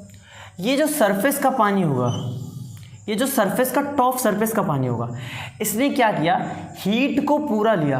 हीट जो एनर्जी आ रही है, जो हीट एनर्जी आ रही है, इस हीट एनर्जी को लिया, बट हीट एनर्जी को इसने लाया सरफेस पे, और सरफेस के जो ऊपर के पार्टिकल थे, उनकी काइनेटिक एनर्जी गई बढ़। उनकी काइनेटिक एनर्जी जब ज़्यादा हो गई तो उनके पार्टिकल्स जो होंगे वो सेपरेट होना चालू हो जाएंगे, और ऊपर के जो पार्टिकल्स थे वो सेपरेट होना चालू हो गए, और ऊपर के पार्टिकल, सरफेस के पार्टिकल सेपरेट होना चालू हो गए, तो सरफेस के पार्टिकल उड़ गए, और ऐसे ही सरफेस बनती गई। फिर दूसरी सरफेस आई, ये सरफेस इरेज होके ये उड़ गई, दूसरी सरफेस बनी, फिर ये भी इरेज होके उड़ गई, तीसरी सरफेस बनी, ऐसे ऐसे करके पानी पूरा उड़ता चला गया। समझ रहे हो? मतलब सरफेस बन रही है, अगर सरफेस ज़्यादा बड़ी है तो इवापोरेशन उतना ही ज़्यादा हो जाएगा। ठीक है, टेम्परेचर हम लोग जितना ज़्यादा दे रहे हैं उतनी ज़्यादा इसकी काइनेटिक एनर्जी बढ़ रही है, तो सेपरेट जल्दी होगा, मतलब एवापोरेशन जल्दी हो जाएगा। जितनी इसकी विंड स्पीड बढ़ेगी, इसकी जितनी ज़्यादा विंड स्पीड, मतलब जितनी ज़्यादा इसकी हवाएं तेज होंगी उतना ज़्यादा इवापोरेशन होगा। कैसे? जब हवा तेज़ होती है, मतलब बारिश के मौसम में जब छत पे हम लोग कपड़े नहीं डाल पाते तो मम्मी क्या कहती है, एक कमरे में डाल दो जाके, जिसमें पंखा चला देना, पंखा ऑन कर देना। तो पंखा ऑन हो जाएगा, उससे क्या होगा, विंड स्पीड बढ़ जाएगी, विंड स्पीड बढ़ जाएगी, उससे क्या होगा, एवापोरेशन जल्दी होने लगा। एवापोरेशन जल्दी होगा, उससे क्या होगा, जो वाटर वेपर्स होंगे, जो वाटर होगा वो वेपर्स में बदल जाएगा, वो स्टीम में बदल जाएगा। समझ रहे हो? वाटर स्टीम नहीं, यहाँ पे वेपर्स बोलते हैं, ठीक है, वेपर्स में बदल जाएगा, ठीक है। वेपर्स में जब बदल जाएगा तो कपड़े सूख जाएंगे, ऑब्वियस सी बात है। तो ये एक ऐसी सरफेस फेनोमेनन तभी इसको बोलते हैं, और ऐसे करके इवापोरेशन होता है। इवापोरेशन का मेन मीनिंग, मेन उद्देश्य समझ गए वो कैसे हो रहा है, तो बात खत्म है। अब एक पॉइंट लिखो सबसे पहले, मोस्ट इम्पॉर्टेंट, ऑन इंक्रीज, ये थोड़ा अच्छे से लिखना है, ऑन इंक्रीजिंग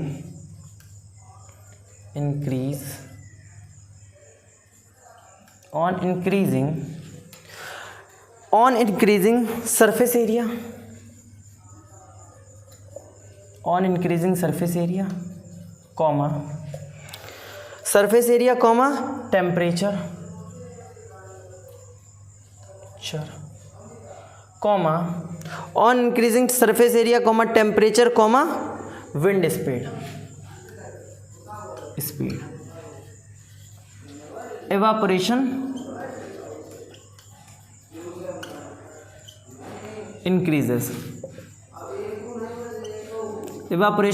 increases, ठीक है। ऑन इंक्रीजेस, अब दूसरा पॉइंट लिखो, ऑन इंक्रीजिंग ह्यूमिडिटी लिख दो, ह्यूमिडिटी क्या होती है कि कितना अमाउंट ऑफ वाटर किसमें है, एयर में है। ऑन इंक्रीजिंग ह्यूमिडिटी क्या, on increasing humidity evaporation decreases. अब ऐसा क्यों हुआ, ये बात समझ में आ गई, हमें पढ़ चुके हैं। सरफेस एरिया बढ़ा रहे हैं, मतलब जगह बढ़ रही है, यानी इवापोरेशन जल्दी होगा। टेम्परेचर पे भी समझ रहे हैं और विंड स्पीड पे भी समझ गए। बट ह्यूमिडिटी बढ़ने पे, अमाउंट ऑफ वाटर जो हमारे सराउंडिंग में, हमारे एटमॉस्फेयर में अमाउंट ऑफ वाटर जब बढ़ जा रहा है in the form of vapours, तो इवापोरेशन डिक्रीजेस क्यों हो रहा है। अच्छा, इसका एग्जांपल लो, सर्दियों में क्या होता है कि जो हमारे आसपास में वेपर्स की फॉर्म में जो वाटर होता है, जो मॉइस्चर होता है वो बहुत ज़्यादा होता है। तभी जब हम लोग देखो ऐसे करते हैं, ये मैं बता रहा हूँ, ऐसे करते हैं। अब देखो इस समय जब मैं ऐसे कर रहा हूँ तो मेरी मैंने एक्सेल किया, अपनी सांस को एक्सेल किया, इसमें भी मॉइस्चर होंगे, बट अभी वो मॉइस्चर नहीं दिखे। बट सर्दियों में मॉइस्चर दिखते हैं। क्यों दिखते हैं? जैसे मैंने किया, तुरंत ही एक कैसा ठंडा टेम्परेचर मिला, उन्हें ठंडा टेम्परेचर मिला तो वो पानी में बदल रहे हैं, हल्के से पानी में बदल रहे हैं। तो पानी में बदल रहे हैं तो हल्के से दिखना, शो होना चालू हो जाते हैं, ठीक है। ये मैंने ऐसे बता दिया, बट मैं बताना क्या चाहता था, मैं ये बताना चाहता था सर्दियों में मॉइस्चर बहुत ज़्यादा होता है। तो मॉइस्चर ज़्यादा होने की वजह से, ऊपर से टेम्परेचर कम होने की वजह से, विंड स्पीड कम होने की वजह से, ज़्यादा भी हो सकती, कम भी हो सकती, सरफेस एरिया डिपेंड करेगा, उसके अकॉर्डिंग एवापोरेशन जो होता है डिक्रीजेस हो जाता है, जिससे हमारे कपड़े जल्दी नहीं सूख पाते हैं, ठीक है। तो ऑन इंक्रीजिंग ह्यूमिडिटी क्या हो रहा है, अब मान लो यहाँ पे एवापोरेशन होना है, यहाँ पे होना है, पानी के ड्रॉपलेट जाने हैं। अब पहले ही से एयर में पानी ऐसे करके भरा हुआ है, पूरे एयर में भरा हुआ पानी है पूरे में, तो पानी को उड़ के जाने की और पानी को जगह ही नहीं है, और जब जगह नहीं है तो ह्यूमिडिटी ज़्यादा है, यानी जगह नहीं है, तो एवापोरेशन डिक्रीज हो जाएगा, ऐसा समझ सकते हो, ठीक है। तो ऐसा तुमने समझ लिया।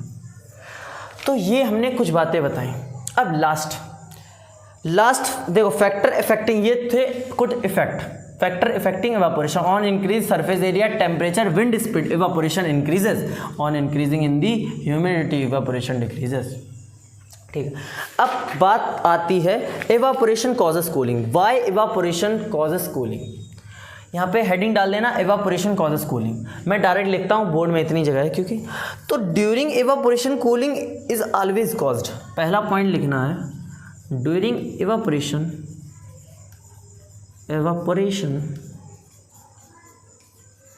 Cooling is always caused, is always caused. During evaporation, cooling is always caused. Why cooling is always caused? This is because evaporation is phenomenon in which this is because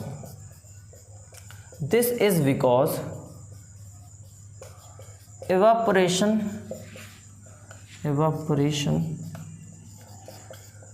is phenomenon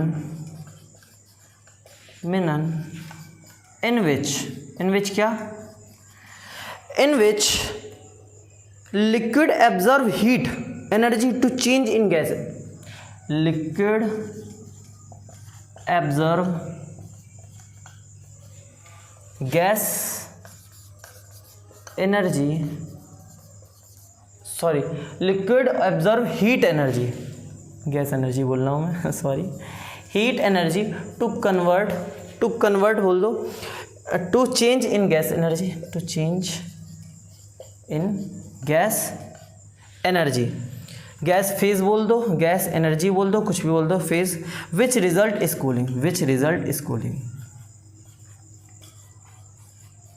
cooling, अब इसका एक example मैं देना चाहूँगा। देखो क्या हो रहा है, एक चीज़ सोचना, during evaporation cooling is always caused. Evaporation होते टाइम कूलिंग हमेशा होती है। अब कूलिंग का कारण क्या है? देखो एवापोरेशन जब हो रहा है, एवापोरेशन क्यों हो रहा है? क्योंकि टेम्परेचर मिल रहा है, कहीं ना कहीं से हीट एनर्जी मिल रही है, हीट एनर्जी मिल रही है। इसकी वजह से क्या हो रहा है, जो पार्टिकल, जो सरफेस वाले पार्टिकल्स हैं उनको काइनेटिक एनर्जी मिल रही है, वो सेपरेट होना चालू हो रहे हैं, उड़ जा रहे हैं। ये करना वो लोग स्टार्ट करते हैं, ठीक है। मतलब हीट एनर्जी कहाँ से मिल रही है भाई? हीट एनर्जी एटमॉस्फेयर से मिल रही है, और वो एटमॉस्फेयर वाली हीट एनर्जी कहाँ पे जा रही है? वो हीट एनर्जी चली जा रही है इनको स्टेट चेंज करने में, इनके स्टेट को चेंज करने में वो हीट एनर्जी चली जा रही है, यानी वो हीट कम कर रही है, हीट एनर्जी इसको स्टेट चेंज करने में चली जा रही है, यानी यहाँ पे कूलिंग हो रही है। समझ गए? तभी कूलिंग होती है। इसका एक एग्जांपल देता हूँ। शरीर पे जब जो स्वेट होता है, पसीना, वो होता है शरीर पे, ठीक है। हमारे जब शरीर पे पसीना होता है तब जाके पंखे के नीचे खड़े हो जाना, ठीक है। जैसे ही खड़े हो गए वहाँ पे, तुरंत ही क्या हुआ, विंड स्पीड तेज हुई। विंड स्पीड तेज होने के कारण क्या होता है, विंड स्पीड तेज हुई, एवापोरेशन जल्दी जल्दी हुआ। एवापोरेशन जल्दी जल्दी हुआ यानी जो पसीना का एवापोरेशन जल्दी जल्दी हुआ, तो हमारा शरीर जो होता है वो ठंडा ठंडा हो जाता है। कभी ऑब्जर्व करना, और अच्छा लगता है, थोड़ा सुकून मिलता है। और पसीना निकलने का भी कारण यही होता है, यही पसीने निकलने का भी कारण है। क्या कारण है? कि हमारी बॉडी रिलीज़ करती है, नेचुरल प्रोसेस है गिवन बाय भगवान, गॉड, अल्लाह, जो भी हो सब, ठीक है। एवापोरेशन, तो एवापोरेशन में ऐसा ही हुआ कि पानी जो हुआ वो मतलब जो हमारा स्वेट था, पसीना था, वो एवापोरेट हुआ। एवापोरेट होने के कारण उसमें कूलिंग हुई, जिससे हमें थोड़ी शांति, सुकून मिलता है, ठीक है। ये हमने एक एग्जांपल भी देख सकते हैं। अब एवापोरेशन कॉजेस कूलिंग वगैरह हमने सब कुछ पढ़ लिया है। इस चैप्टर में हमने कुछ भी नहीं छोड़ा, इतना सा भी टॉपिक नहीं छोड़ा है। इसके कुछ क्वेश्चन के लिए एक अलग वीडियो बताना तो ले आऊँगा, वैसे लाऊँगा मैं, तो इसके क्वेश्चन के लिए एक अलग वीडियो लाऊँगा। टेलीग्राम का नीचे चैनल का लिंक है डिस्क्रिप्शन में, वो उसको भी फॉलो कर लो जाके, क्योंकि वहाँ पे आपको ओजी नोट्स मिलने वाले हैं, और इसके अच्छे अच्छे नोट्स भी मिलने वाले हैं, और बहुत सारी अमेजिंग चीज़ें पता चलती रहेंगी। क्विज़ भी डालूंगा तो वो भी पता चलते रहेंगे। और आज के लिए बस इतना ही। सब्सक्राइब एंड लाइक, बिकॉज गुरु दक्षिणा है मेरे लिए। तो अगर गुरु मान ले या भैया मान लो, भैया वाली दक्षिणा है, ठीक है। तो लाइक करना, सब्सक्राइब करना मत भूलना, और फॉलो कर लेना। इंस्टा पे नहीं बता रहा हूँ, मैं बता रहा हूँ टेलीग्राम पे, ठीक है, जिससे आपका फ़ायदा होगा, ठीक है। तो आप अपने फ़ायदे के लिए और मेरे फ़ायदे के लिए, दोनों के फ़ायदे के लिए मुझे सब्सक्राइब कर लेना और उस पर ज्वाइन कर लेना टेलीग्राम चैनल। बस इतना ही आज के लिए, मिलते हैं अगली वीडियो में। ओके बाय, ठीक है, बाय।